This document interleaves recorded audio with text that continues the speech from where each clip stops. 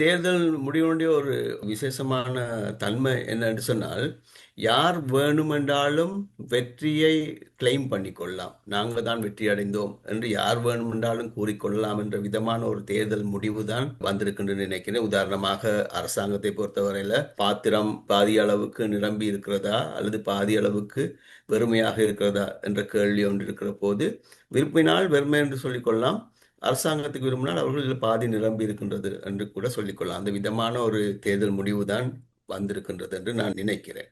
ஆனால் அதன் காரணமாக அரசாங்கம் நாங்கள் இந்த தேர்தலில் வெற்றி அடைந்திருக்கிறோம் என்ற தொனியில தான் கதைத்துக் கொண்டிருக்கிறார்கள். அது உண்மையான ஒரு தொனிதானா அல்லது அரசாங்கத்தினுடைய தலைவர்களை ஒரு அளவுக்கு பயப்பட வைக்கின்ற நர்வஸ் ஆக்குகின்ற ஒரு முடிவு தானான்றதுல ஒரு சந்தேகம் எனக்கு இருக்கிறது. நீங்க வெளிப்பார்வைக்காக நாங்கள் வெற்றி அடைந்தோம் என்று சொல்லிக் கொள்ளலாம்.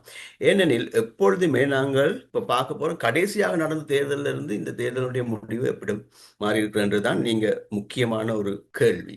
அப்படி பார்க்கின்ற போது மேலோட்டமாக தோற்றம் அளிப்பதை விட மிக மோசமான ஒரு தோல்வியைத்தான் என்பிபி அரசாங்கம் தழுவி இருக்கின்றது என்று நான் நினைக்கிறேன். இப்போ நீங்க தேர்தல் மேப் எடுத்து பார்த்தீங்கன்னா அதுல கலர்ல போடும்போது என்பிபியினுடைய கலர் தான் நிறம்தான் நிறைய ஆக்கிரமித்த மாதிரி இருக்கும். அதன் காரணமாக அவர்கள் வெற்றி அடைந்தார்கள் என்று கூறுறது இந்த விதமான பெரிய தப்பும் இருக்க முடியாது.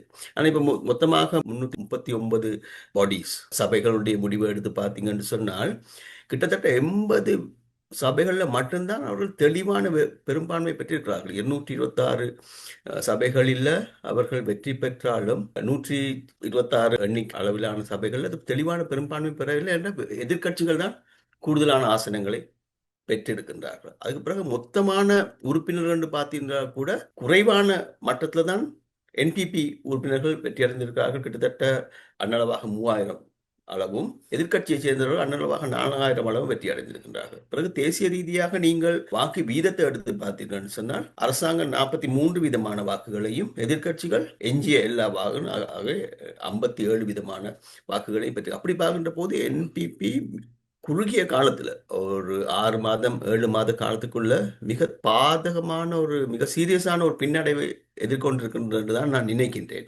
அந்த சீரியஸ்னஸ் அவர்கள் சரியாக புரிந்து கொள்ளாமல் விடுவார்களாக இருந்தால் எதிர்வரும் தேர்தல்களில் அவர்கள் மேலதிகமான இழப்புகளை சந்திப்பதற்கான ஒரு சாத்தியம் இருக்கும் என்று நான் நினைக்கின்றேன்.